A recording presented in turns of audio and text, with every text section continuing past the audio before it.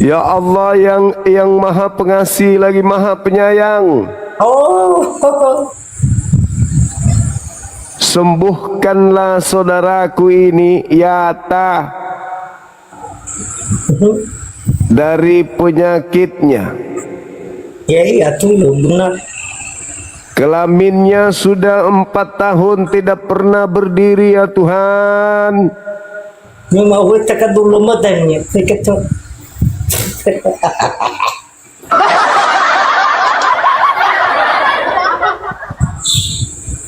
Saudara sakit apa? Ya, sakit perut. Sakit perut. Kenapa bisa? Banyak-banyak ini lagi tahu itu kan? Kacau kau ini ah.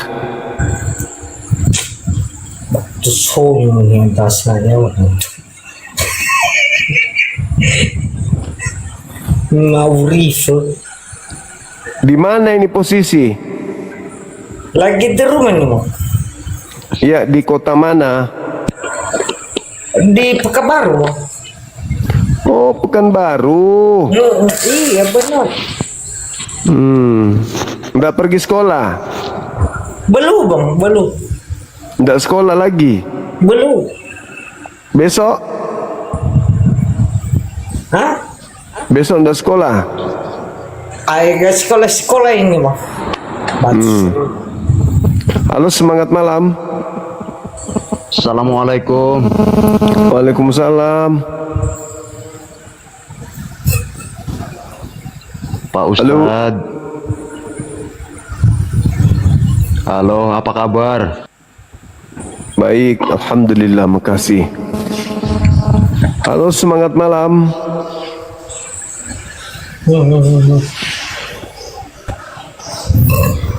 Yata. Keluarkan itu lah, harus dekat ke abang itu ya kan? Yata. Memang babi kau. Sudah makan babi hari ini? Udah makan babi ini. Makan anjing sudah? Udah. Makan kucing? Udah. Makan tikus? Udah. Makan orang? Belum. Kalau tikus? Udah. Biawak? Memang babi kau itu. Halo, assalamualaikum. Kalau mau maki sembuh dia. Sudah makan kucing? Jangan tanda di sini bang. Waalaikumsalam warahmatullahi wabarakatuh. Sudah makan kucing? Itu di bawah itu bang. Siapa? Sudah makan kucing hari ini? Udah. Makan biawak? Udah. Makan orang? Jangan dimakan orang lah. Oh, nggak boleh makan orang. Kalau makan kecoa sudah? Udah semua. Wih. Dia orang Nias. Orang Nias. Iya. Dari lagi logat-logat bahasanya tuh. Oh gitu. Iya. Sakit kayaknya beliau ini.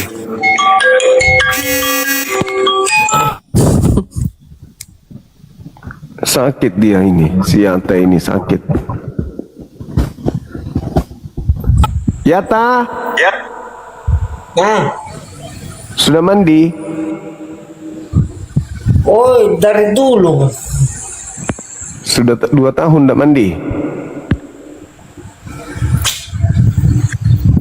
Memang di sini kau itu abang. Memang tidak ada mulu itu.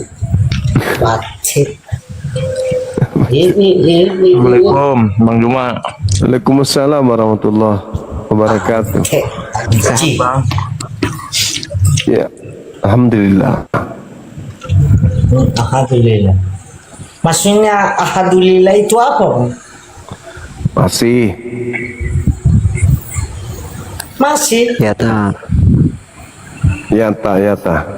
Namanya Yata, suka makan kucing katanya. Kamu tuh sudah mau mati tapi nggak mau tobat. Orang Nia seperti itu bang, bahasanya banyak Kamu kutuk. sudah bawa tangan. Mending tobat aja. Maksudnya aku tanya sama Mbak Hussein, alhamdulillah apa itu?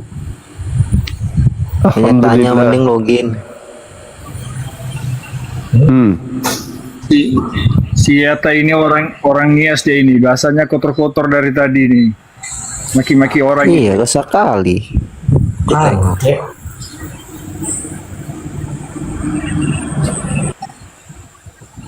Memang pantek. Yata, Kan? kau sudah bersunat?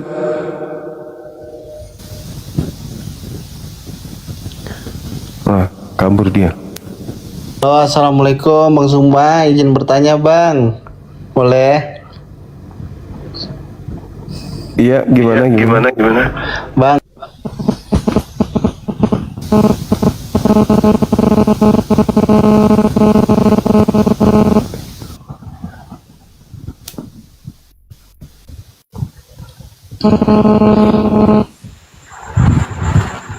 Halo, semangat malam. selamat malam Bang Juma, mau nanya Bang Juma. Dari Katolik Protestan abang. Alhamdulillah Islam. Cuman mau nanya Bang Juma, ada yang mau ditanya ini Bang Juma. Apa itu? Assalamualaikum Bang Juma. Waalaikumsalam. Abang pernah live sama yang Yahudi itu ya, yang mana itu yang kemarin itu? Ada Bang kemarin Billy. pernah. Yang sama Bang itu ya. Kenapa nggak sama dia lagi biar nggak bisa dibantah lagi sama orang Kristen ini? Biasanya dia langsung naik sini kalau beliau ada. Teman-teman Oten sudah habis di Indonesia ini kayaknya. Yang tinggal longornya aja. Kayak ini longor ini. Bang, jangan keluar, jangan. Kamu sudah sunat? Abang nggak udah disunat? Kalau Yata sudah? Di sini udah siap, cuma abang nggak utanya sama orang abang ini udah disunat. Kalau saya sudah, kalau kamu? Wah, ya udahlah. Apanya? Bijinya dipotong? Mengapa dalam ajaran Islam hewan bertaring diharamkan untuk dikonsumsi? Jawaban utamanya memiliki dua pijakan kuat, yaitu pijakan wahyu dan hikmah pembentukan karakter manusia. Menurut saya, landasan pertama dan paling mendasar adalah adanya larangan tegas dari Nabi Muhammad SAW. Dalam riwayat hadis sahih disebutkan bahwa Rasulullah melarang memakan setiap binatang buas yang memiliki taring. Ketika hukum syariat sudah menetapkan larangan tersebut, maka prinsip dasar seorang mukmin adalah patuh dan taat. Namun menurut saya syariat Islam itu logis dan penuh hikmah. Hewan yang bertaring dan memangsa dengan taringnya seperti singa, harimau, serigala atau anjing memiliki sifat alamiah yang ganas, buas, serta predator pemakan daging. Makanan yang masuk ke dalam tubuh manusia akan membentuk darah, daging, dan memberikan dampak psikologi serta spiritual. Mengonsumsi hewan yang bertabiat buas dikhawatirkan dapat menularkan tabiat agresif, kejam, dan sifat binatang buas tersebut ke dalam jiwa manusia. Selain itu, dari sisi kesehatan dan kebersihan, hewan karnivora bertaring umumnya mengonsumsi bangkai dan daging yang tidak steril, sehingga tergolong sebagai sesuatu yang kotor dan berpotensi membawa kuman serta penyakit bagi tubuh. Jadi menurut saya, larangan ini adalah bentuk perlindungan dari Allah untuk menjaga fitrah, kesucian jiwa, serta kesehatan fisik manusia agar tidak terbiasa mengonsumsi sesuatu yang buruk dan merusak. Memang ngeri kau ini. Di mana kau menerima? Pantek anjing. Oh. Iga perlu kau ketawa-ketawaan itu, Bang. Memang kami ketawa di sini memang babi aji babi. Iya, kamu di bukan baru ya. Kamu di bukan baru di siap. film ya. Waalaikumsalam. Mana itu? Warahmatullahi wabarakatuh. Izin aja Bang Juma ya. Apa ya ta? Iya bang. Kamu Ada yang udah jadi mungkin. buruan orang Pekanbaru itu ya ta? Apa kabar Bang Juma? Baik, Bang, memang kau di situ bang. Memang Sehat, Bang Juma, tanya sehat. dulu. sehat, alhamdulillah. Syukur alhamdulillah. Alhamdulillah. Apa Izin hal? bertanya Bang, itu yang di atas yata-yata itu bagaimana itu orang? Gangguan jiwa, suka makan tikus katanya. Mohon izin itu diturunkan saja Bang Juma. Nggak jelas.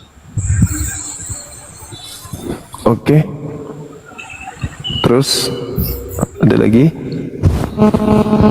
Oke, terima kasih Bang Juma. Oke. Sama-sama, Bang.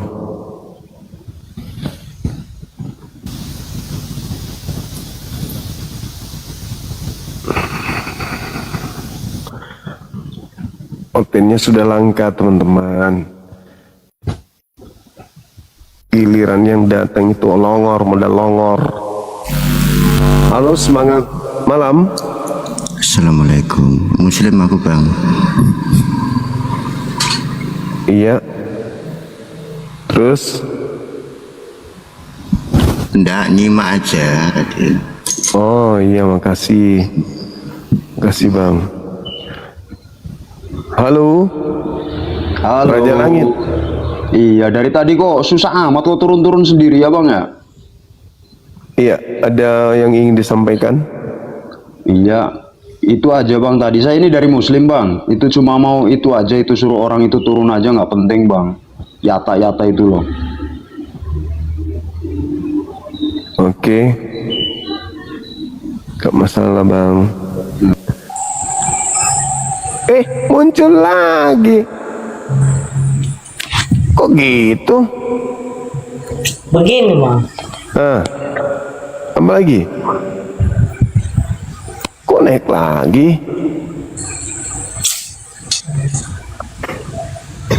Kok bisa? Kenapa naik lagi, Bang? Ya, halo saudara Yopi. Iya bang, semangat malam. Malam. Iya Katolik. bang. Oke bang. Katolik ya? Iya bang. Buka kameranya silakan. Bentar bang. Kamera, bentar ya bang. Siap.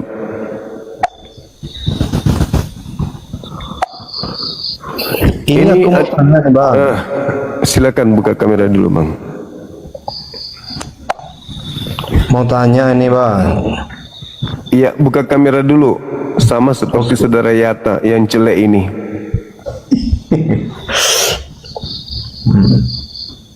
Udah bang? Ya, oke. Silakan.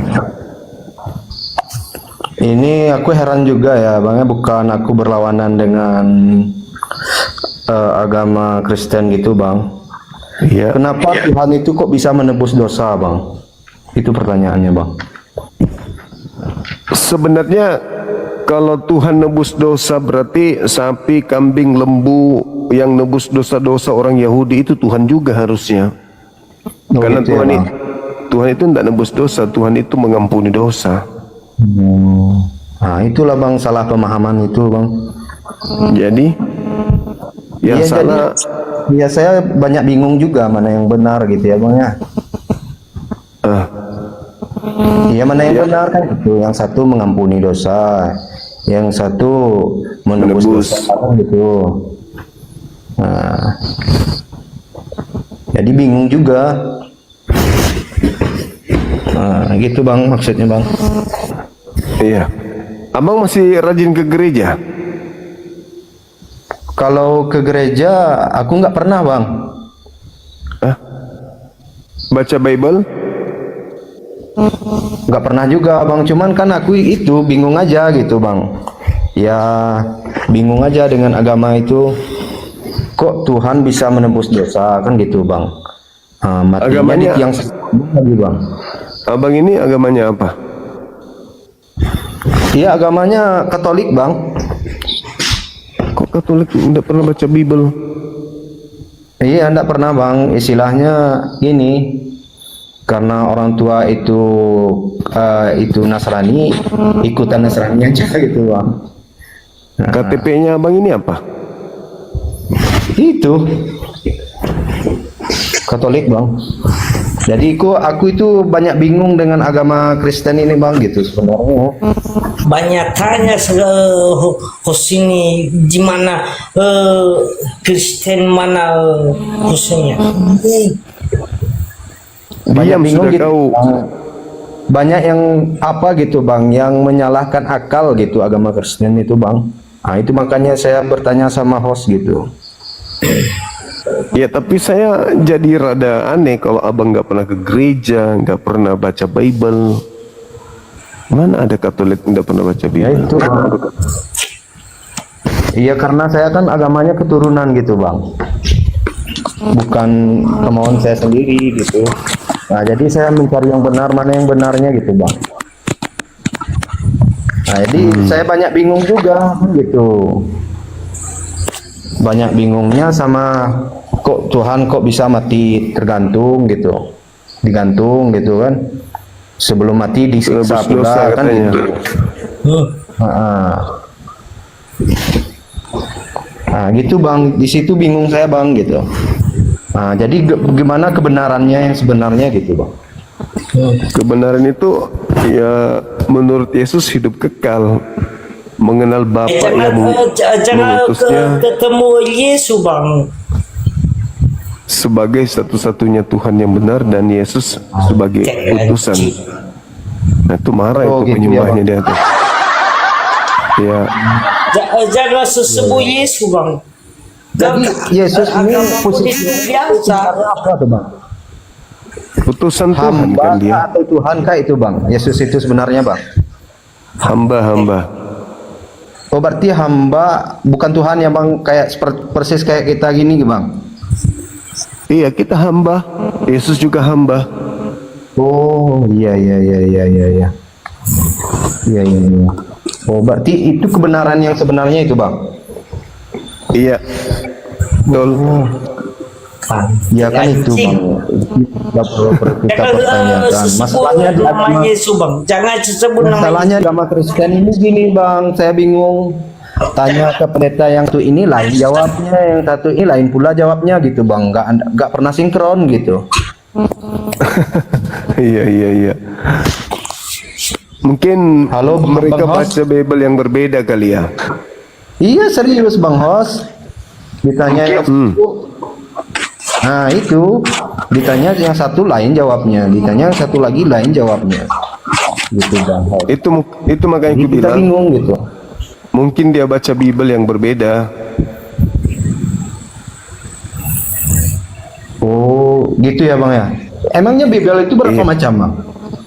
Banyak, tergantung versi terjemahannya. Banyak. Oh. Berarti Bible itu nggak ori kitabnya bang? Kalau orinya itu kan pakai bahasa Yunani. Oh gitu ya bang. Berarti yang bahasa Indonesia kita ini gimana itu bang? Itu terjemahan kan. Terjemahan dan juga merupakan salinan dari terjemahan yang lebih tua. Gitu. Oh iya bang. Berarti itu salah atau benar itu bang yang terjemahan ini bang? Ya kita tidak bisa mengatakan benar karena tidak sesuai dengan, tidak ada kemudian original teksnya, dan kalaupun ada original teksnya kita tidak bisa tahu ini dari Yesus atau gimana gitu. Nggak ada legitimasinya gitu ya bang ya? Nggak ada. Harus. Iya bang. Nanti ya saya banyak belajar lah dari abang gitu. Oke. Itu bang. Masalahnya bang Makasih saya ya. awam benar ini bang. Oke, thank you. Oke Baik. bang, makasih banyak bang. Makasih, Mudah-mudahan makasih. saya dapat. Oke bang. Izin turun ya Oke. bang. Siap, Ya, makasih Bang. saudara Yopi. Ya, bang. Halo saudara Amar. Ya, halo, selamat malam Bang Juma. Malam. Katolik Protestan, Mbak. Ya. Saya mualaf Bang, tapi saya ingin Oh. bertanya, Mu'alaf. Boleh. Boleh. Gimana? Iya, selamat malam ya Bang ya. Malam. Begini, saya mualaf baru 1 bulan. Ya. Nah, suara saya doubling nggak ini Bang? Enggak sih, enggak. Aman kok, aman. Aman ya. Nah, saya 1 bulan mualaf. Ya. Nah, yang ingin saya tanyakan tentang pernikahan. Ya Bang ya. Iya. Nah, sebelumnya saya pernah menikah dengan agama yang sama dengan saya, Kristen Protestan. Iya. Dan di Kristen kita kalau bercerai itu tidak boleh. Karena kalau kita berpisah atau lagi bercerai hidup itu disebut kalau kita nikah lagi itu kita dianggap berzina. Nah, pertanyaan saya, sekarang saya menikah dengan beragama Muslim dan saya sekarang juga mualaf. Nah, apakah saya dianggap masih berzina ini? Kalau Enggak, dari kan sisi sudah- agama Muslim, Bang. Terima Enggak, kasih. kan sudah sah. Iya. Sudah sah kan? Udah nikah, suami Islam, saudara juga Islam. Ya sah. Selama syarat terpenuhi. Selama syarat terpenuhi ya. Ya. Nanti mungkin saya bisa undang suami saya di sini kalau Abang berkenan. Boleh. Sebentar ya, Bang. Ya, soalnya ini yang saya masih tanyakan, tapi nggak tahu ini layak saya tanya ke Bang Juma atau ke pihak agama saya sebelumnya gitu. Iya. Silakan. Oke, Bang ya. Saya baru kali ini naik di room agama ya. Oke. Belum pernah sebelumnya. Ada nggak di sini Tuan Putin? Naik dong, kasih permintaan ke Bang Juma. Atas Suami nama saya orang Banten. Orang Putin Banten. Putra. Iya, suami saya orang Banten, Bang. Bentar ya. Ini dia. Iya. Makasih. Oke.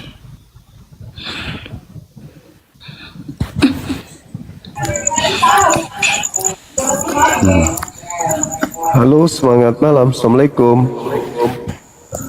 Waalaikumsalam warahmatullahi wabarakatuh. Selamat malam Bang Zuma. Malam juga Bang, malam. Salam kenal Abang. Salam kenal juga Bang. Iya. Nah, ini dia, Bang. Saya tadi tanya sama Bang Juma. Kan sebelumnya kan saya agama Nasrani Kristen Protestan ya Bang ya. Saya tanya ke Bang Juma, karena kan di Kristen itu kan kalau kita menikah lagi dengan cara hidup itu dianggap berzina kalau kita menikah lagi, seperti itu Bang Juma. Nah, jadi saya menanyakan ke Bang Juma. Saya belum ngomong nih ke suami saya, belum izin gitu loh naik ke roomnya Bang Juma ini, tiba-tiba aja gitu. Karena ada bukan keraguan ya, buat saya pribadi pasti ada yang saya ingin tanyakan terkait ini, karena pernikahan tidak ingin bercerai ya Bang, ingin selamanya dan seterusnya lah, seperti itu. Oke. Abang bisa nanyakan langsung nanti ke suami saya Bang Juma, Tuan Putih Urani. Kita baru menikah 1 bulan, mau jalan 2 bulan inilah Bang.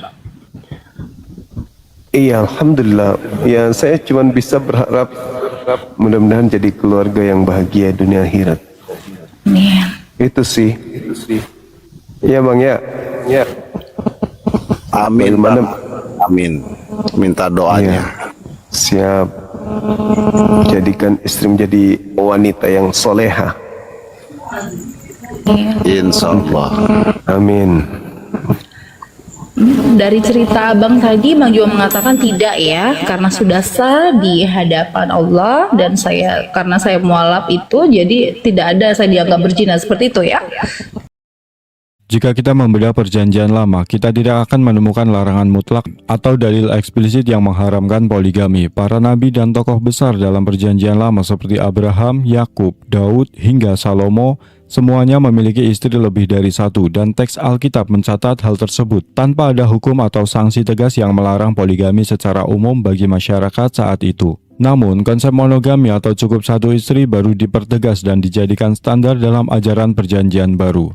Menurut saya, rujukan utama yang sering digunakan adalah perkataan Yesus dalam Injil Matius pasal 19, di mana beliau mengutip kitab Kejadian bahwa pada mulanya pencipta menjadikan mereka laki-laki dan perempuan, dan keduanya menjadi satu daging.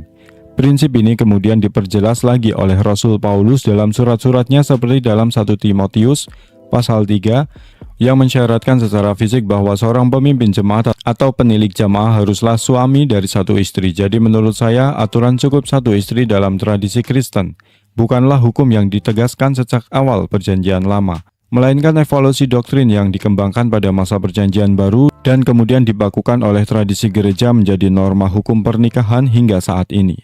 Iya, kan sudah nikah dalam status muslim, nikah, sah nikahnya. Kalau syarat sah nikah sudah dilalui, habis itu nikah ya sudah aman, berarti nggak ada masalah. Tinggal sekarang bagaimana suami membimbing istri, kan gitu, supaya menjadi istri yang soleha. Iya bang. Itu yang penting dan itu yang berat, Bang. Iya, gimana? Nah, Bang Putin Ura coba deh tanya sama Bang Juma. Soalnya saya waktu sebelum menikah juga, Bang, banyak pertanyaan saya, Bang Juma, terkait poligami juga, gitu. Terus terang ketakutan kita itu di sana, gitu, ya. Karena kan kalau di ajaran agama Muslim poligami itu disahkan ya, Bang ya. Nah, iya, jadi betul. ketakutan. Saya rasa juga dengan wanita yang lainnya juga seperti itu, gitu loh, Bang. Nah, coba Bang Putin cerita ke Bang Juma, kira-kira yang mau ditanya nggak? Terus terang saya masih butuh bimbingan juga sih sama suami terkait itu. Tapi poin paling penting yang saya ingin tanya Bang Juma yang tadi saja, mengenai pernikahan tadi, apa saya masih dianggap zina gitu loh? Karena saya cerai hidup dan menikah lagi, tapi dengan agama yang berbeda.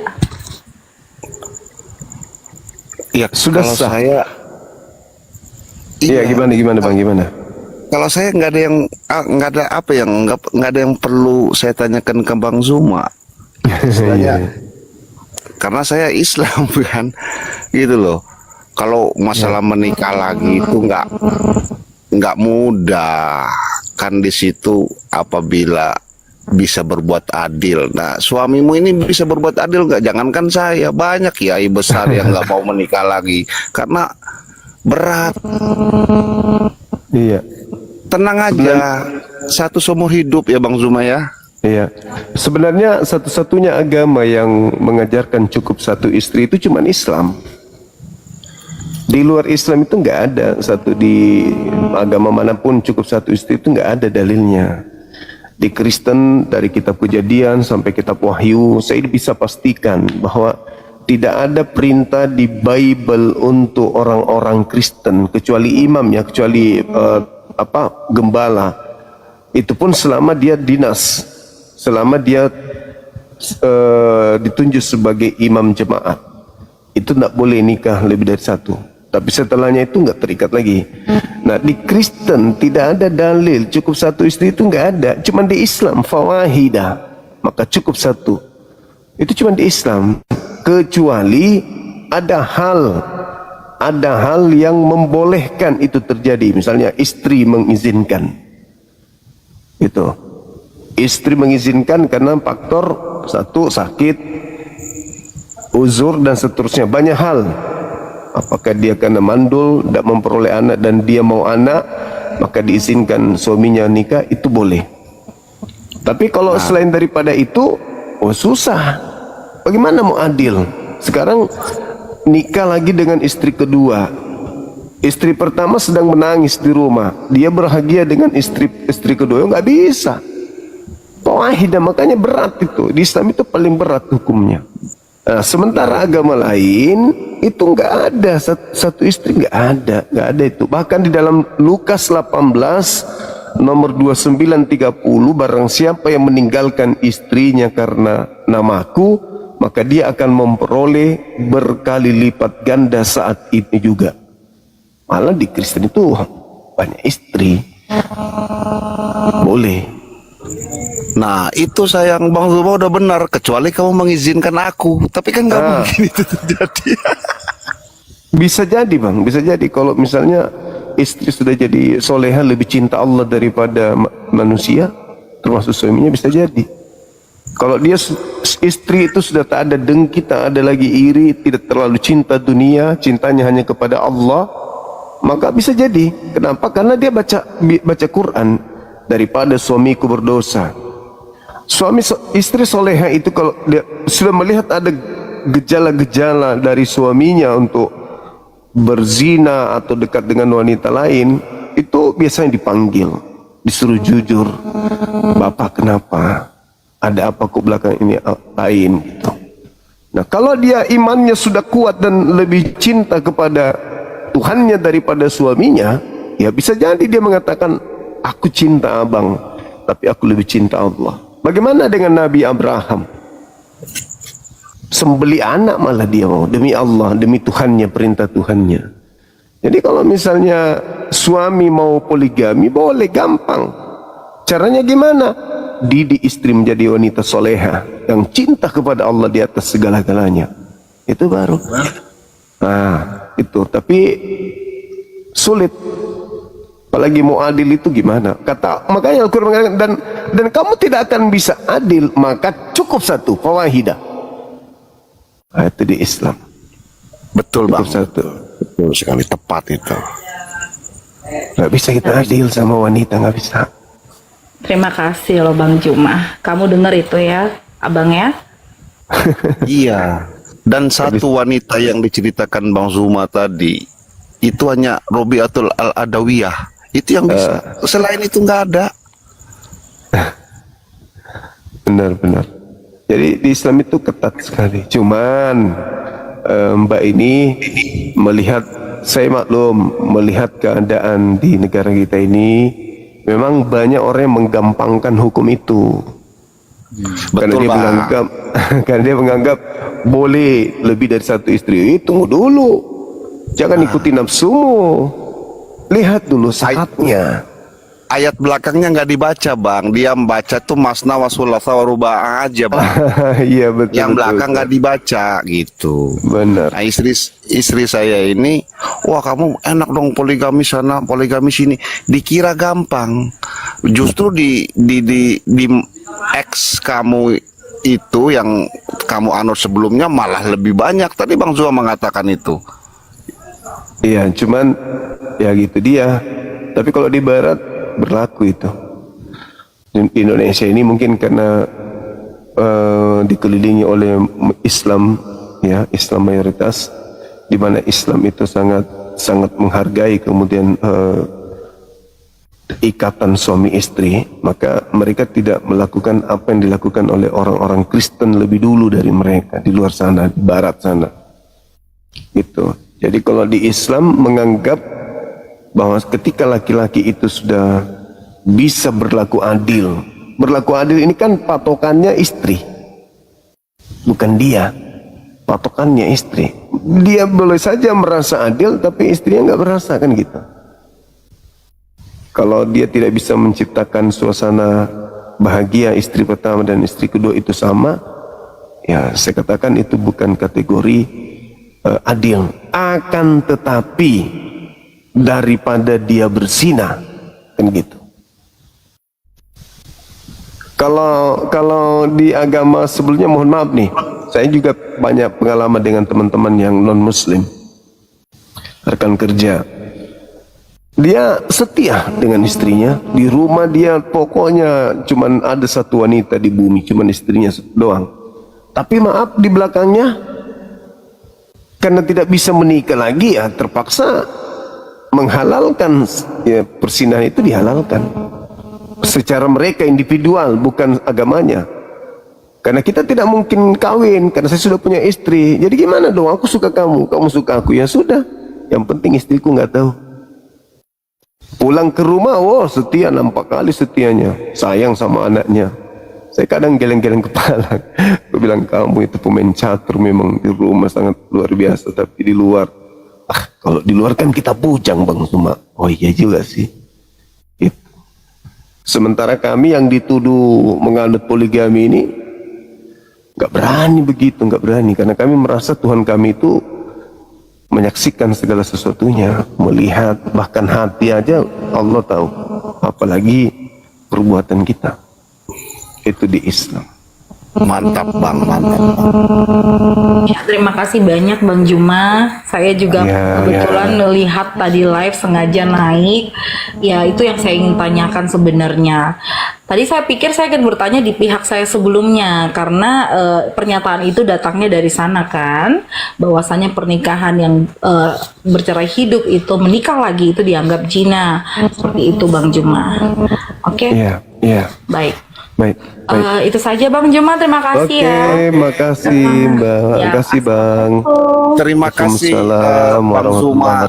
Tenang aja sayangku, aku tidak akan menggunakan dalil lebih baik poligami daripada berzina. Aku akan menggunakan dalil itu karena itu bukan dalil aku gitu. Tenang aja ya. Pokoknya nggak boleh poligami aku nggak mau. Oh iya setuju. tidak. Nanti aku masuk Tadi room Bang ini Zuma lagi. udah jelas menerangkan. Bang Zuma udah menerangkan dengan sangat jelas. Adil itu susah. Hanya Tuhan yang bisa berlaku adil. Iya. Terima kasih Bang Zuma. Makasih Bang Zuma. Sama-sama. Assalamualaikum warahmatullahi wabarakatuh. Waalaikumsalam warahmatullahi wabarakatuh. Yata masih hidup. Halo, semangat malam.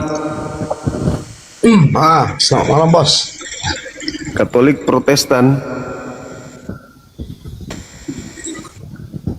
Halo.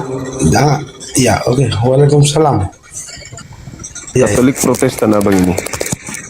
Itu Protestan. Abang Protestan. Boleh buka kamera bang, silakan.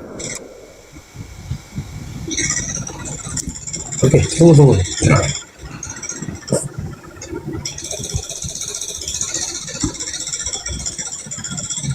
Oke. Iya. Gimana bang? Ini ada tema terkait Yesus Hakim Adil. Sebelum ke situ aku mau bertanya dulu. Iya. Pernah kau bertanya gak? Apa yang kau perbuat dalam hidupmu itu? Pernah kau bertanya gak? Bertanya maksudnya gimana bang? Apa yang kau perbuat dalam hidupmu gitu loh? Apa yang kuperbuat dalam hidupku ini? Hal-hal apa yang positif yang kau perbuat dalam hidupmu itu pernah kau pertanyakan? Ya termasuk seperti ini, menyadarkan orang supaya tidak ke neraka, hal positif. Mengajak saudara Kristen. Kalau sama kami itu, kalau sama kami jarang kami mempertanyakan itu hal positif yang diperbuat orang itu, berarti kau itu udah jalurnya beda. Kenapa bisa gitu bang? Kristen Kutanya dirimu, pernah kau berbuat kebaikan sama orang itu kau balas apa atau untuk ikhlas gitu? Ya ikhlas dong. Seperti sekarang ini saya menyadarkan saudara kami Kristen. Jangan kau bawa Islam, jangan kau bawa Kristen gitu loh. Lah, maksudnya gimana? Kan kutanya, kalau dalam kami Kristen, tidak kami pertanyakan itu, aku berbuat baik sama orang, nggak pernah. Kau berani berucap, berani kau bertanggung jawab, pernah melakukan kebaikan. Berarti kau melakukan kebaikan itu berharap gitu loh. Kalau kami nggak pernah. Ya memang apa yang bisa diharap dari Kristen? Kristen bukan ajaran Tuhan. Di Kristen kenapa? Kristen itu bukan ajaran Tuhan. Apa yang bisa diharap di sono? Ya kan itu kan menurut pandanganmu. Ya enggak, menurut Bible. Menurut Bible dia tertulis di mana? Semua. Tidak ada nabi yang diutus untuk Kristen, itu nggak ada. Nabi siapa yang diutus untuk jadi Kristen? Kami nggak perlu nabi, kami nggak perlu nabi. Itulah buktinya. Itu makanya gue bilang tidak ada kebenaran. Kebenaran apa di Kristen itu nggak ada. Dengar lu bang, kami nggak perlu nabi, kami ada utusan Tuhan. Ya, utusan Tuhan itulah nabi. Kalau bang ini. Kau sekolah atau apa nih? Atau mengacak-acak? Utusan Tuhan itu nabi. Utusan Tuhan itu belum tentu nabi. Dia langsung Ya. ke hati. Nah, sekarang siapa utusan Tuhan ke Anda? Siapa? Itulah yang melalui Bunda Maria. Alamak. Yang melalui Bunda Maria itu untuk Bani Israel, bukan untuk Anda.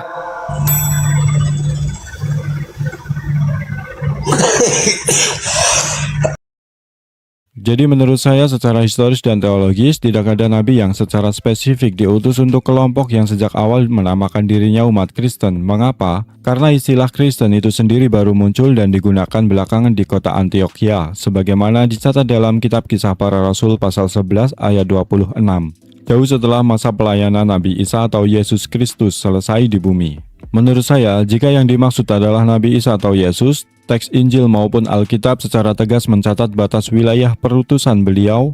Dalam kitab Matius pasal 15 ayat 24, Yesus sendiri menyatakan, "Aku diutus hanya kepada domba-domba yang hilang dari umat Israel." Artinya risalah dan hukum yang dibawanya pada dasarnya diperuntukkan bagi Bani Israel untuk mengembalikan mereka pada ajaran Taurat yang murni dan lurus. Begitu pula dalam perspektif Islam, Nabi Isa alaihissalam adalah seorang Rasul yang diutus khusus bagi Bani Israel, bukan pembawa agama baru bernama Kristen. Jadi menurut saya para nabi, termasuk Nabi Isa, diutus membawa ajaran tauhid dan berserah diri kepada Allah. Istilah dan identitas umat Kristen lahir dari hasil perkembangan sejarah, doktrin, dan tradisi para pengikutnya di kemudian hari setelah kepergian beliau, bukan sebagai identitas asli kelompok yang dituju saat Nabi Isa diutus.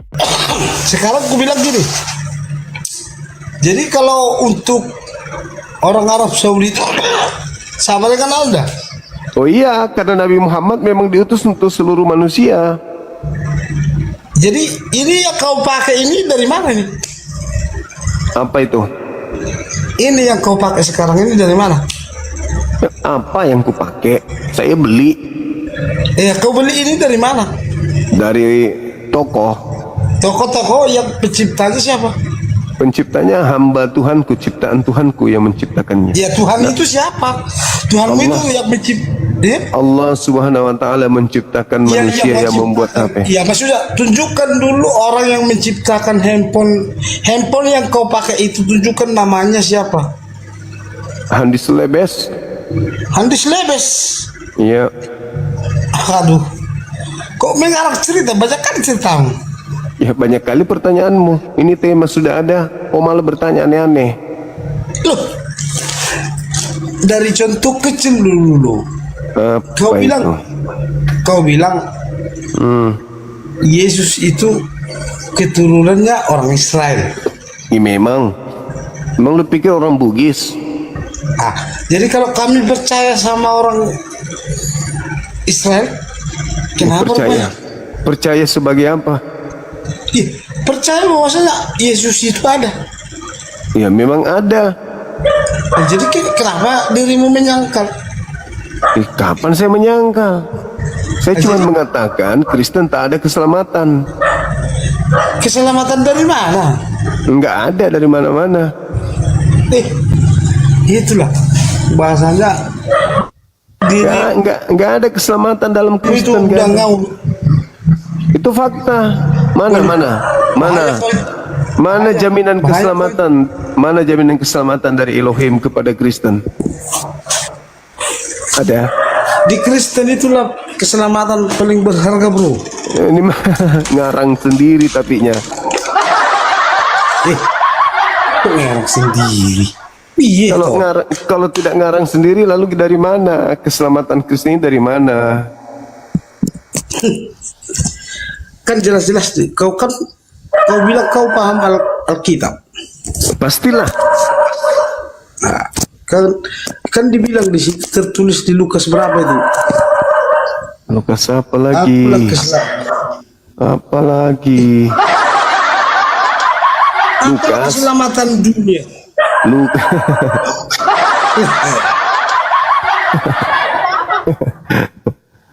Inilah kalau orang cuma percaya modal percaya doang karena keturunan, tidak pernah belajar.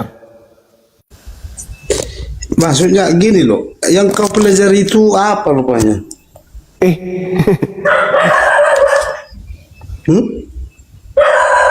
Udah kalau tak sanggup, itu aja yang kusampaikan semamu.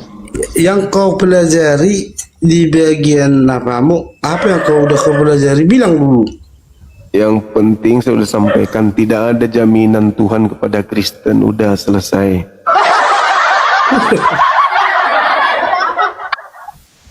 Bahkan sekedar jaminan dari Yesus aja nggak ada, apalagi dari Tuhan. Paham sampai situ? Biar ku bilang samamu ya.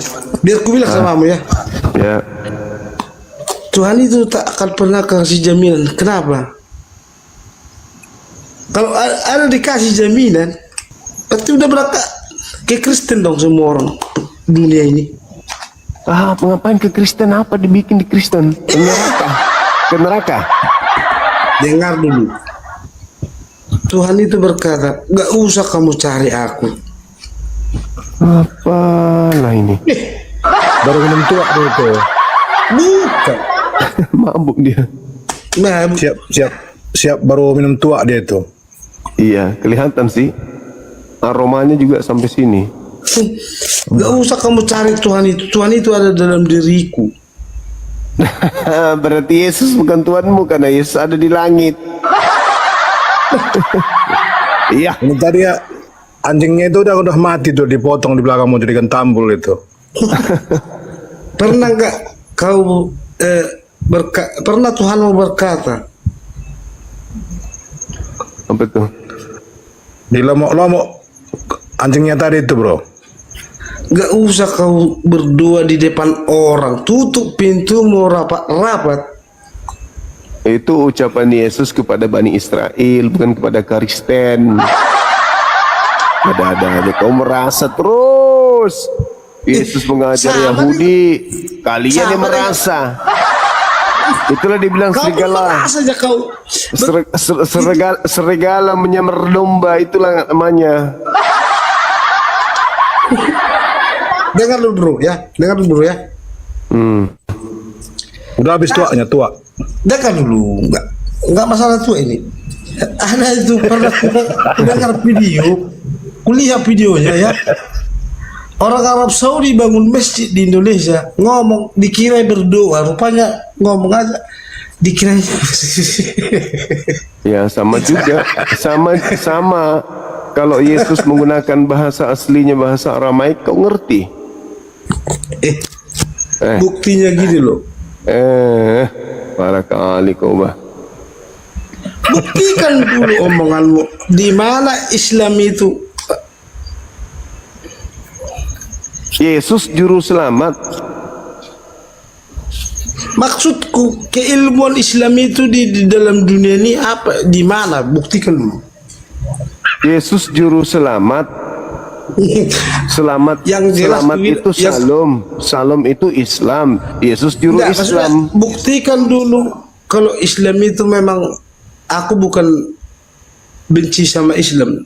Aku bukan benci. Tapi kalau kau ngomong selalu menjelekkan Kristen, kau kutantang. Tidak perlu dijelekkan sesuatu yang sudah jelek dari sananya, untuk apa? Sesuatu yang jelek yang udah jelek, masa mau dijelekkan lagi? Hancur sudah.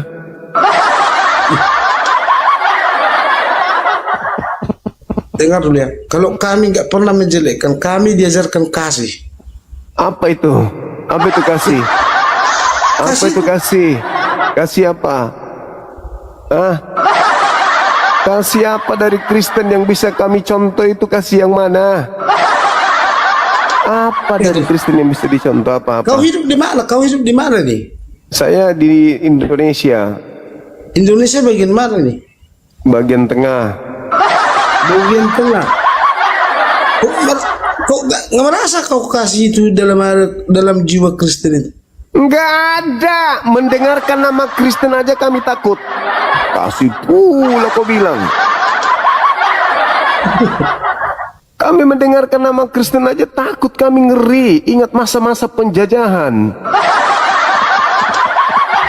Penjajahannya di mana? Penjajahannya di masih tanya pula penjajahannya di mana? Ya bukti penjajahannya. Bukti. Nih, dengarkan. Kalau kamu bukti, dengarkan saya. Iya. Kan aku bukti. Bluetooth connected. Kita butuh bukti kan? Benar Kalau nggak? kamu ngomong, kamu bilang Kristen itu, apa ya? Gak ada kasih, buktikan gak ada. Di mana kasih sama kami gak ada kasih. Kasih apa di Kristen? Diam dulu, dengar ini. Fakta lengkap, berurutan dan jelas tentang pembantaian, paksaan dibaptis, dan pembunuhan bagi yang menolak yang dilakukan oleh pihak berlatar belakang Kristen di seantero Nusantara sejak awal kedatangan mereka. Pertama, Maluku dan Kepulauan Banda. Laboratorium pertama, salib atau mati. Ini tempat paling kelam dan pertama kali diterapkan secara sistematis. Awal abad ke-16, masuk ke Malaka, Ambon, Ternate, Tidore. Langsung teriakan ultimatum, tinggalkan Islam, dibaptis jadi Kristen, atau dibasmi. Cara kerjanya, desa yang menolak dikepung, dibakar, penduduknya dibantai habis. Pemuka agama Islam ditangkap, disiksa, lalu dibunuh di depan umum sebagai pelajaran. Tragedi Banda. Setelah menguasai Pala, Gubernur Jenderal Jan Pieter Zoon Cohen memerintahkan pembersihan total. Penduduk asli diperintahkan, siapa mau hidup harus bersumpah setia dan dibaptis menurut agama Belanda. Ribuan orang yang menolak langsung dibunuh, dilempar ke laut, atau dijadikan budak seumur hidup. Penduduk asli Banda hampir punah. Ambon dan sekitarnya. Ada catatan resmi, siapa kedapatan beribadah Islam, rumahnya dibakar, dirinya dibunuh. Hanya warga yang sudah dibaptis yang boleh berdagang dan punya tanah.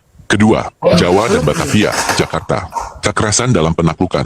Penaklukan Jayakarta. VOC menghancurkan kota, mengusir penduduk asli, membangun Batavia. Mereka yang bertahan dan tidak mau tunduk pada aturan dan pengakuan iman mereka dibunuh atau dijadikan pekerja paksa tanpa hak. Geger pacinan dan pemburuan Islam. Di Batavia dan sekitarnya dilarang mendirikan masjid, dilarang mengaji secara terbuka. Penduduk pribumi sering dipaksa ikut upacara gerejawi sebagai tanda tunduk. Penolakan dianggap pemberontakan dan dihukum mati. Perang Diponegoro. Belanda menjadikan agama sebagai sasaran. Masjid dihancurkan, ulama ditangkap atau dibuang, rakyat yang setia pada Islam disiksa atau dibunuh karena dianggap pengikut setan. Ketiga, Sulawesi, dari utara sampai selatan. Sulawesi Utara, Portugis lalu Belanda membagi wilayah. Suku yang mau dibaptis diberi senjata dan perlindungan. Suku yang tetap berpegang pada Islam diserang habis-habisan, desanya dibumi hanguskan. Sulawesi Selatan, VOC memaksa raja dan rakyat menandatangani perjanjian yang berisi larangan menyebarkan Islam dan wajib menghormati pendeta Kristen. Penolakan berarti serangan militer besar-besaran. Pembantaian Westerling, pasukan khusus Belanda menembak mati ribuan warga sipil yang tidak mau tunduk dan menolak pengaruh mereka. Keempat, Sumatera, Aceh, Melayu, dan bagian lain. Perang Aceh, Belanda sadar bahwa kekuatan rakyat ada pada akidah. Mereka menargetkan ulama dan tokoh agama. Rakyat yang tertangkap sering ditawari pilihan, bekerja sama, tinggalkan perlawanan, dan menerima bimbingan pendeta, atau ditembak di tempat. Masjid dijadikan benteng musuh, dihancurkan, atau dilarang dipakai untuk ibadah umum. Wilayah pantai timur Sumatera, penduduk yang menolak masuk agama penjajah sering kehilangan hak atas tanah, dipersulit hidupnya, hingga diburu jika tetap teguh pada Islam. Kelima, Bali, Nusa Tenggara, dan kawasan timur. Bali, saat penaklukan Belanda, penduduk yang menolak tunduk dan menolak ajakan misionaris sering mengalami tekanan berat, pembunuhan massal, dan kehilangan pemimpinnya. Nusa Tenggara dan Papua, di sana modusnya bantuan makanan dan perlindungan hanya untuk yang mau dibaptis. Suku yang menolak sering dibiarkan mati kelaparan atau diburu pasukan kolonial. Cara yang diterapkan, bukan ajakan tapi ultimatum.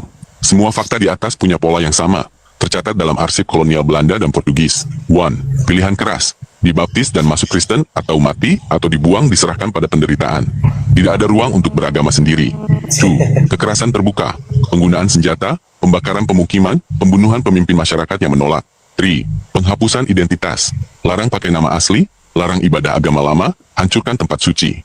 4. Hadiah untuk yang tunduk, tanah, makanan, perlindungan hukum hanya milik warga yang sudah menjadi Kristen. Total korban, jumlah korban tewas akibat penolakan pindah agama, pembantaian desa, dan penyiksaan sejak kedatangan Portugis hingga akhir kekuasaan VOC dan kolonial Belanda diperkirakan mencapai ratusan ribu jiwa yang gugur hanya karena mempertahankan iman mereka. Ini fakta sejarah yang tidak bisa ditutupi. Misi mereka bukan membawa damai, tapi menanamkan agama lewat pedang dan ancaman nyawa. Semoga pembongkaran ini menjernihkan pemahaman kita, Bapak. Bluetooth disconnected. Tuh sejarah agamamu masuk ke Nusantara itu. Nah, sekarang gini loh. Itu yang ngomong siapa? Dola. Dola itu siapa? Dola itu mesin itu siapa yang buat? Mesin yang otomatis menjawab pertanyaan berdasarkan fakta di lapangan. Itu nggak bisa. Dari mana dia tahu fakta? Oh, ilmu pengetahuan nggak bisa dipungkiri bahwa ada orang melahirkan Tuhannya, itu kibulan. Tapi kalau yang namanya ilmu pengetahuan nggak bisa disembunyikan, begitu bosku. Paham sampai situ ya? Gini loh. Apa? Jadi setelah Indonesia merdeka baru kalian sosokan Kristen kasih lo matamu. Kasih apa? Ya, kalau kamu ngomong gitu, tidak masalah. Yang jelas buktikan dulu kamu itu memang kamu. Saya dengar dari Kristen dulu ya.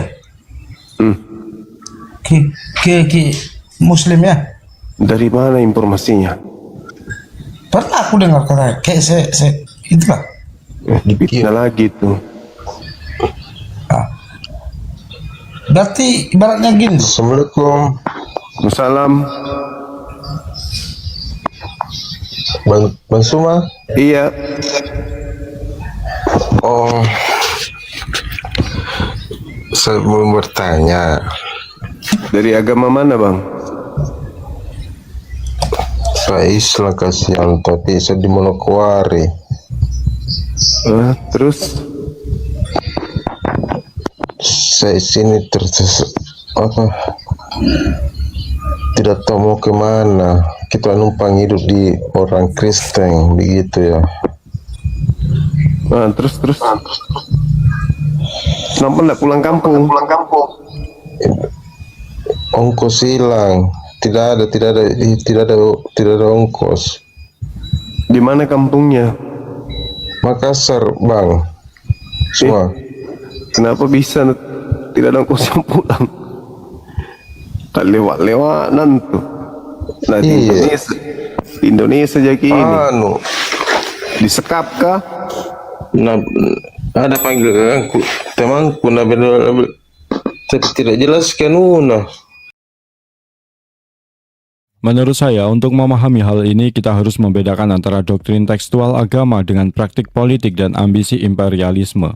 Penjajahan yang dilakukan oleh bangsa-bangsa Eropa seperti Portugis, Spanyol, dan Belanda pada dasarnya tidak didorong oleh murni motivasi spiritual, melainkan oleh ambisi ekonomi dan kekuasaan yang dikenal dengan moto 3G. Gold, Glory, dan Gospel. Menurut saya, kehadiran aspek gospel atau penyebaran agama seringkali dipolitisasi dan dijadikan stempel legitimasi moral atas tindakan penaklukan mereka. Ketika ambisi akan gold, kekayaan rempah-rempah, dan glory kejayaan politik sudah menguasai sebuah bangsa, maka nilai-nilai etik seperti ajaran kasih atau menyerahkan pipi kiri saat ditampar pipi kanan secara praktis akan dikesampingkan demi keuntungan pragmatis. Selain itu terdapat bias superioritas ras dan kebudayaan pada masa penjajahan di mana bangsa penjajah menganggap diri mereka lebih beradab sehingga merasa berhak menguasai dan mengeksploitasi bangsa lain. Jadi menurut saya peristiwa penjajahan ini menjadi bukti historis bahwa adanya ajaran kasih dalam sebuah kitab tidak secara otomatis menjamin pengikutnya bertindak penuh kasih, terutama ketika agama dijadikan alat propaganda politik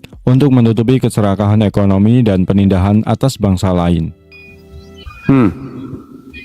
Masuk kerja apa di sana? Kelapa sawit. Bagus gitu penghasilannya. Iya, tapi tidak ada nih. Nih bermasalah lagi, Bang Suma. Kenapa bermasalah? Di mana kita tinggal di sana? Di mana kita tinggal di Makassar? Di Urip, Tamajene. Keluarga besar di mana? Tamajene. Nggak mau buka kamera biar keluarganya lihat. Coba tahu mereka mau bisa bantu. Coba buka kameranya, Bang. Gelap juga, percuma, Bang Suma. Kan kita diutang-utang. Wala. Supaya keluarga tahu, supaya disuruh pulang, atau dijemput sama keluarga. Sebentar kau dijadikan sasaran KKB. Apa? Sekarang Apa kan di sana? kacau. Sekarang itulah. kacau, OPM, KKB begitu. Ya, nanti jadi sasaran di sana. Puas kinto, katanya anak-anak Tuhan bahaya, dia bebas bunuh orang. Kau waris surga mereka ini katanya. Banyak OPM, KKB. Itu nih. Iya. Pulang mi ke Makassar. Tidak ada pangku dong. Makanya buka kamera gitu, biar dipermudah. Iya bang ya, keluar surga orang ini ya. Apa? Keluar surga. Naruto. Halo Bang Zuma. Katolik Protestan. Ya. Katolik Bang. Boleh buka kamera silakan. Mohon maaf Bang, saya lagi sambil ngerokok. Ini juga Martinus di atas merokok juga. Ya Bang, nanti takutnya ke Bennett Bang. Semua saya bisa minta modal ke perkosan kasihan. Keluar surga ya. Minta uang perkosa untuk pulang kampung. DM. Mana itu bang? DM saya, chat saya di akun saya ini.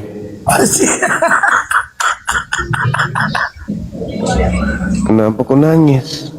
Iya bang semua. DM ya. Iya. Oke. Langsung kirim. Kenapa kau ketawa? Kenapa? Mau saya jambak mulutmu nanti. Banyak cerita. Orang lagi ngomong ketawa. Kau pewaris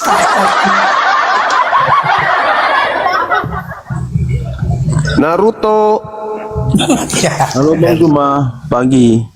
Iya pagi, buka kameranya dong. Buka kameramu, bro. Aduh Bang, gini aja lah Bang ya. Ya nggak bisa diskusi kok. Gimana sih? Buka kamera biar. Kan diskusi, komunikasi aja lah. Kita kan diskusi. Sama kita enggak ada apa-apanya ini. Karena kau nggak nyambung.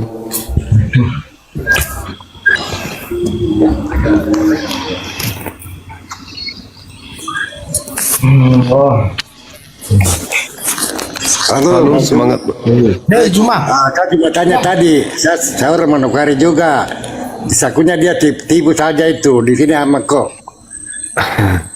Iya bang. Dia tadi tipu itu, saya juga orang Manokwari ini. Masa gak ada masyarakatnya orang Makassar? Itu juga. Iya, tahu saya orang Manokwari juga ini. Saya juga orang Makassar. Tidak mungkin dia tersesat. Aman di sana, aman kok aman. Aman kok, saya 40 tahun di Manokwari ini aman kok. Balik. Balik-balik dia betul itu. Ya sudah bang semua, oke, assalamualaikum. Terima kasih, waalaikumsalam warahmatullahi wabarakatuh. Bisa kau ngomong apa? Kau bisa apa? Masalahnya ilmumu nggak ada. Ilmumu nggak ada. Iya, kau nggak ada ilmumu. Nggak ada apa-apanya sama kau itu, nggak ada apa-apanya sama aku. Itu tema bahas. Udah sekarang gini, aku pertanyakan dulu samamu. Di kitabmu ada nggak tertulis hukum Taurat yang ke-10? Kenapa ada Taurat di kitabku? Memang kitabku kitab maling kayak kitabmu. Kitabnya Yahudi itu miliknya Yahudi. Kenapa kau cari di kitabku? Gak mau yang ngambil kitabnya Yahudi. Ayo, kenapa bisa ada kitabnya Yahudi sama agamamu? Kenapa bisa? Karena orang itu. Apa? Kenapa bisa ada di kitabmu? Itu kitabnya Yahudi. Kenapa bisa ada di agamamu? Kenapa bisa? Ayo. Kenapa bisa kitabnya Yahudi ada di agamamu? Coba. Itu kan cuman Itu kan kitabnya Yahudi. Kenapa bisa ada di agamamu? Dulu, ngerti nggak kau sejarah? Alah, sejarah. Saya tanya kenapa kitab Yahudi ada di agamamu? Rampok? Ya terus apa? Coba kenapa bisa ada kitabnya orang ada di agamamu? Karena itu utusan. Apa? Utusan apa? Utusan Pak Lurah? Ah? Belum lagi siapa aku ngomong, kau udah menggas. Utusan siapa? Yang saya tanya kenapa ada kitabnya Yahudi di agamamu? Makanya Yesus ketika datang menjadi hakim, kau itu di mulutmu ditarik ke depan, baru ditampar. Wah, kau penipu.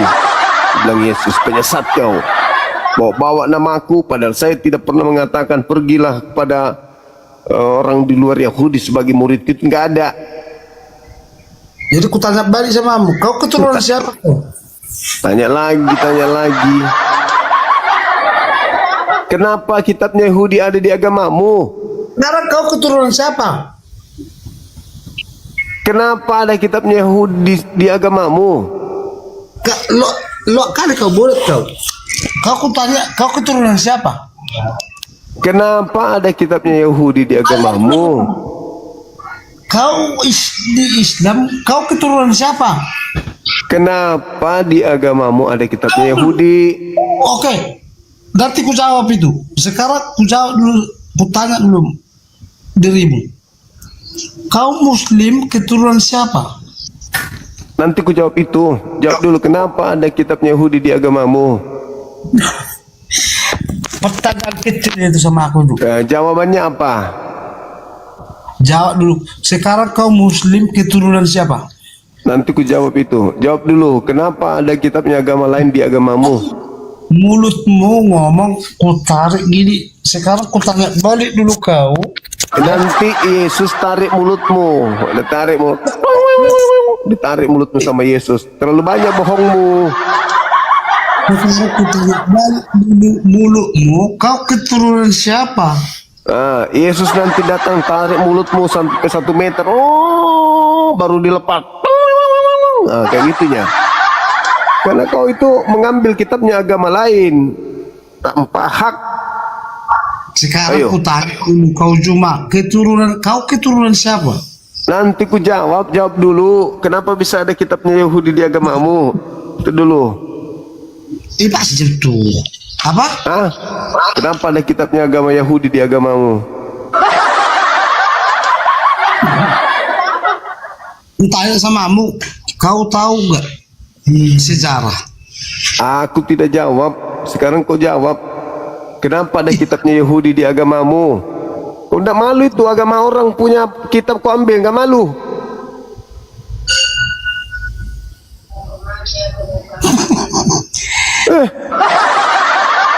PL itu kitabnya Yahudi, gak malu kau? Yahudi dan Kristen itu 2 agama berbeda. Kenapa kau ikut-ikutan ngambil kitabnya agama orang? Itu bukan kitab orang.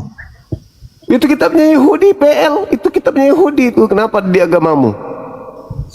Karena orang itu berpetualang. Peluka.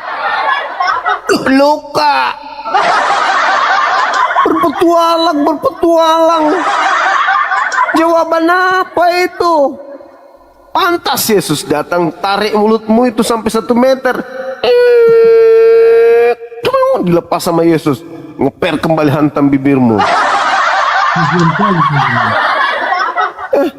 Kitab agama orang ku simpan di kitabmu, gak malu? Bukan kitab orang ku simpan. Kitabnya Yahudi kok bisa ada di agamamu? Bukan kitabnya orang lah, itu kitabnya Yahudi terbukti di agamamu. Kenapa bisa? Coba. Bukan kitab orang, memang itu terbukti yang kami sadari Kristen. Pertanyaannya, kenapa ada kitabnya agama Yahudi di agama Kristen, padahal beda agama? Siapa bilang beda agama? Yahudi dan Kristen beda lah, tuyul. Kau keturunan siapa? Tak akan kujawab kenapa ada kitabnya Yahudi di agamamu. Bolet nggak kabolet.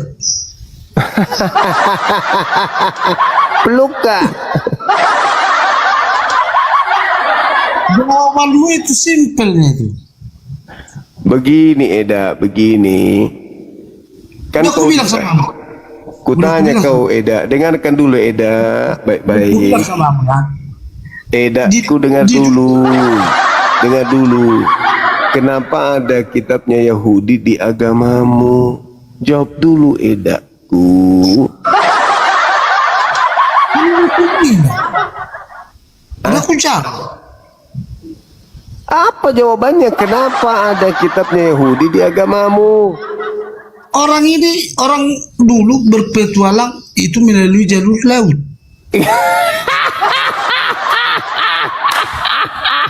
Itu berlama.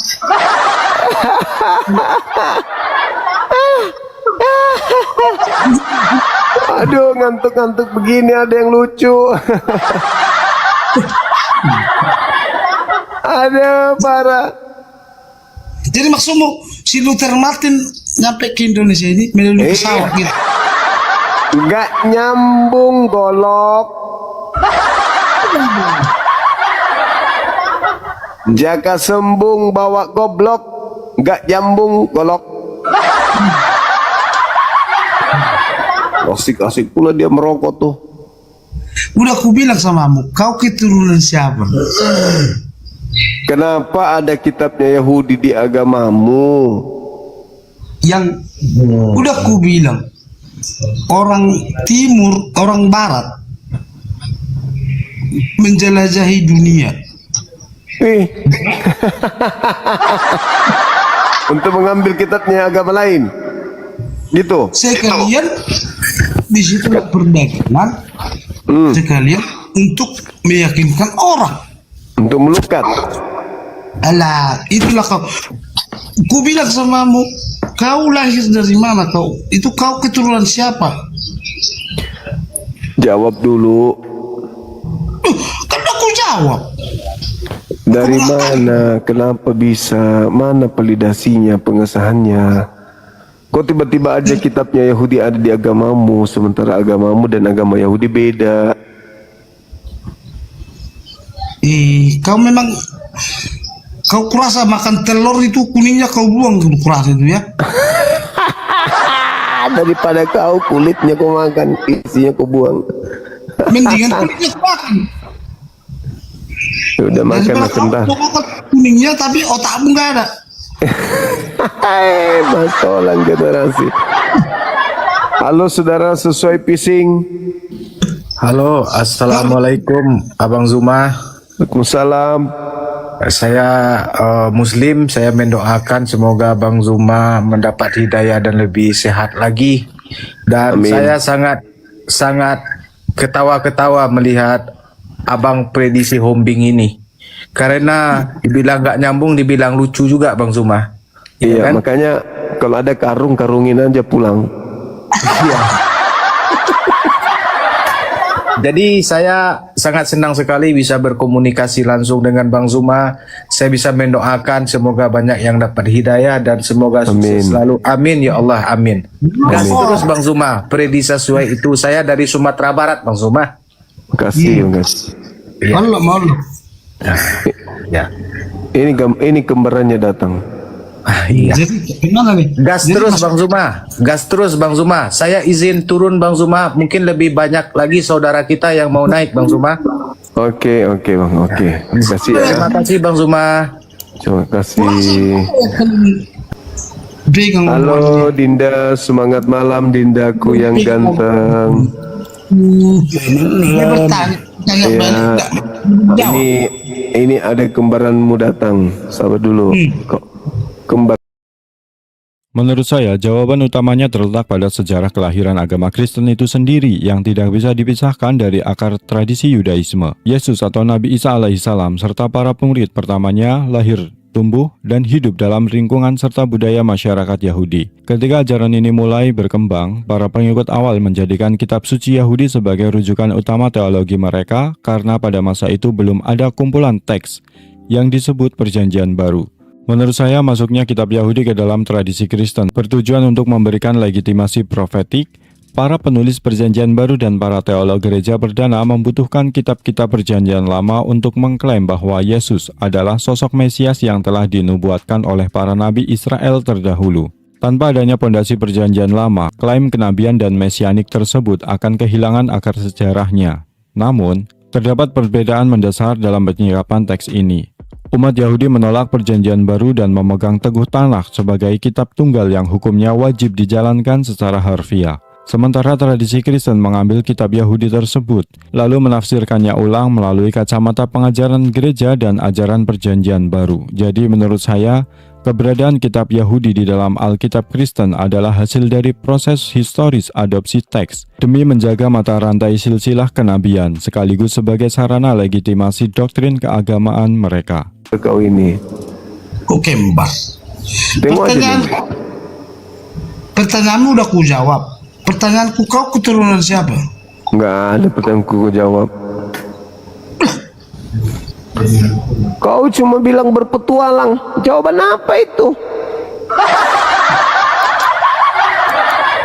Berarti kau nggak sekolah dulu ya? Agama di Indonesia itu karena masuk orang timur. Menjajah. Menjajah? Mau menjajah mau? Halo. Kau buka dulu mulutmu itu. Kau kayak rasa kayak boraknya mulutmu itu. Bentar ya. Kembaranmu menunggu cepat. Kau ini dek. Malas kan. Iya dek. Parah. Memang kalau nggak mengerti si Sarah itu memang parah. Parah memang parah. Iya. Sedangkan presiden Indonesia aja disebut itu 5 agama. Kok kiri kau sama agama gitu loh. Bulat kan.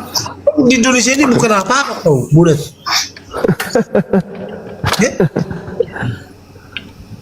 Cuma dari mana itu? Tuh kembaranmu sudah hadir tuh. Presiden Indonesia aja mengakui agama 5. Sementara kau itu menghasut agama kami. Dema. Apa memang kau udah hebat kali di Indonesia ini. Ya itu. Kau tindas. Itu kembaranmu sudah datang. Diam dulu. Dengar dulu aku ngomong. Ya nanti dia ngomong. Kembaranmu sapa dulu dia. Dengar dulu. Presiden aja. Ya. Ngomong salam sejahtera, damai sejahtera. Kau manusia biasanya, kau babi.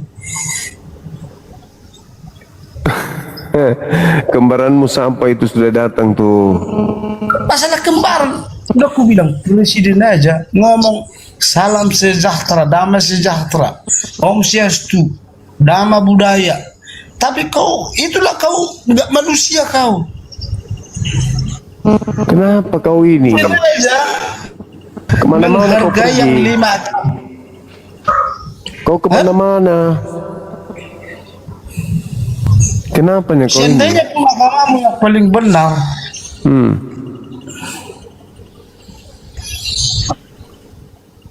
Kau kenapa?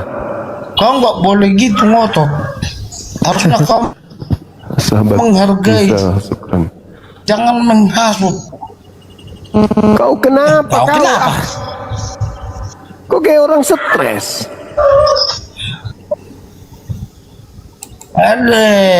Udah ku bilang.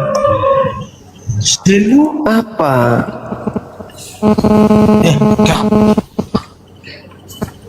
Kau kenapa? Kayak orang stres kau.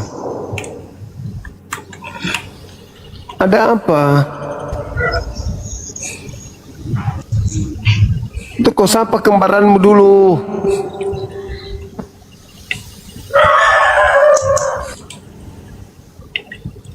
Sapa kembaranmu? Kau pancing aku berdebat, tapi kau nggak mampu. Kau paham Alkitab, kau bilang. Terus? Kau Bisa pula kau tong menjelekkan Kristen, sedangkan Presiden Indonesia aja mengakui Kristen. Apa yang aku jelekkan di Kristen? Memang sudah begitu. Kau pula bisa menjelekkan Kristen. Saya tidak menjelekkan, memang sudah begitu modelnya dari dulu. Memang udah hebat. Kristen udah begitu emang dari dulu.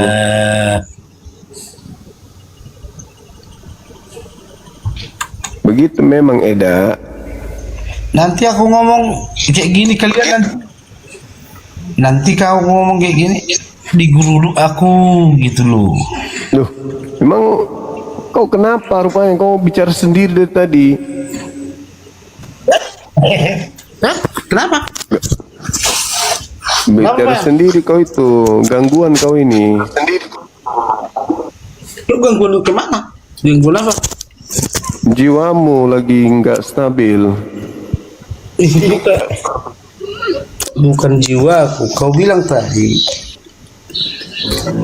Kau halo saudara Gujali. Kedudukannya di mana?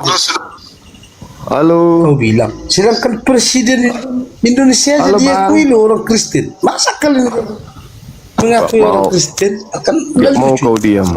Kok nggak mau kediam kau mulut kau itu? Oke, aku diam. Udah kau diam. Terus apa adikmu dulu? Bikinlah. Halo Dinda. Halo Juma. Halo. Udah sikat gigi? Sehat Juma. Sehat Dinda. Ya puji Tuhan. Tuhan mana yang kau puji? Tuhan Yesus lah. Bapak tidak? Ya Tuhan Yesus Bapa, semuanya puji lah. Semuanya berarti lebih dari satu. Ya puji Tuhan. Tuhan yang mana yang kau puji? Juma, mau tanya Juma. Boleh tanya nggak Juma? Boleh tanya nggak? Yesus Hakim Adil. Bukan boleh tanya nggak nih? Itu temanya itu, Dek. Masuk ke tema Dinda. Iya, ya aku tahu, tapi aku mau tanya kau dulu. Itu tema Dinda, masuk aja ke tema, adekku yang ganteng. Aduh, apa temanya? Halo Yesus. saudara. Yesus Kansa. apa? Hukum. Hakim. Kau ini makanya kau masih anak-anak jangan ekomol begini kalau masih anak-anak. Kalau Yesus hakim adil, ya memang adil lah dia. Apa penghakiman bagi orang yang menyembah dia? Bukan enggak. Bagi yang menyembah dia tidak dia hakimnya masuk surga. Bagaimana ceritanya itu? Dihakimi masuk surga. Bagaimana ceritanya dia bisa masuk surga orang yang menyembahnya? Gimana sisi adilnya? Begini Pak. Barang siapa yang percaya kepadaku tidak percaya. Yang saya tanya menyembah beda percaya. Hidup yang kekal. Yang saya maksud kalau percaya kita percaya beda. pasti. Kalau kita percaya pasti kita sembah dia Pak. Masalahnya Pak. Percaya. Tidak percaya. Kalau tidak percaya dengan ngapain menyembah itu sembah? beda. Nah contohnya aku tidak percaya. Aku tidak percaya Allah dari Mekah. Aku tidak sembah dia gitu loh. Kamu percaya Prabowo sebagai presiden? Aku percaya presiden, tapi tidak sembah dia, karena dia bukan Tuhan. Saya mimpi saya ketemu Yesus, katanya kamu harus tobat. Surga itu nyata. Tuhan di sini. Aku tanya Juma, aku tanya. Kumpulan Muslim masuk surga enggak? Muslim ada pasti masuk surga enggak? Bertobatlah kau semua. Anak lonceng. Juma. Apa? Muslim masuk surga enggak? Ada kepastiannya enggak? Pasti. Pasti di mana pasti? Fussilat ayat 30. Aduh, Juma. Bohong lu, Oh, minta Juma. dalil.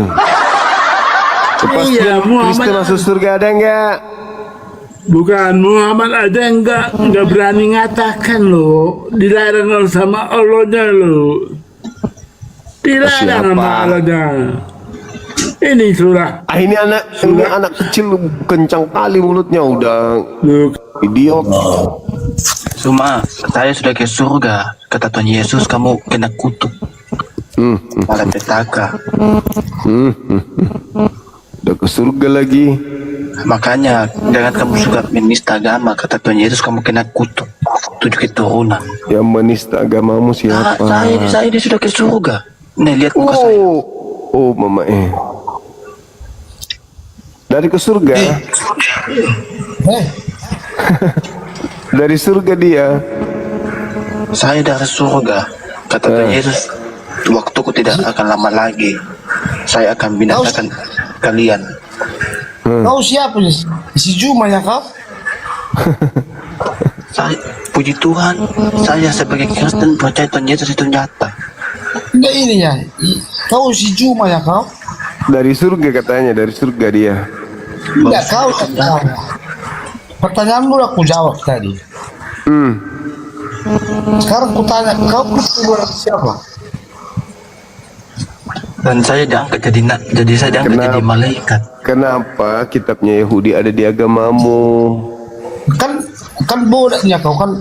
Sekarang tadi pertanyaanmu udah aku jawab. Nggak ada. Kau cuma bilang tadi merantau. Memang sejarah itu memang agama Kristen ada di Indonesia karena dari Barat. Kenapa ada kitabnya agama orang lain di kitabmu? Karena orang itu udah menjelajahi Indonesia. Dan kami percaya itu. Tuhan Percaya itu apa? ada. Tuhan itu ada. Mana coba buktikan. Sudah dinyatakan dari kita. Sekarang aku tanya dulu samamu, timbal balik. Iya. Bahkan Keturunan sampai dosa atas. Ceritakan dulu si Freddy nih, kau dari surga, ceritakan Freddy dulu supaya tidak mabuk lagi si Freddy. Kata Tuhan Yesus, bahkan siapa yang berseru nama aku pasti akan diselamatkan.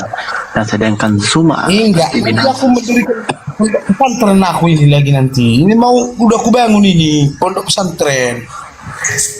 Udah mulai gila semua kalian ini ya. Udah mulai gila. Kalau memang betul omonganmu, aku mau bangun pondok pesantren ini. Jawab dulu pertanyaanku. Jawab dulu pertanyaan. Kau keturunan siapa? Keturunan ibuku. Katanya semua tidak masuk surga. Ibuku. Ya. Kata Tuhan Yesus semua nggak masuk surga. Saya sudah ketemu sama Tuhan Allah, sama malaikat. Tapi memang kau manusia paling bodoh di dunia. Saya sudah ketemu sama malaikat, sama Tuhan Allah, sama Yesus. Katanya semua nggak masuk surga. Serius. Saya serius. Siapa lagi ketemu?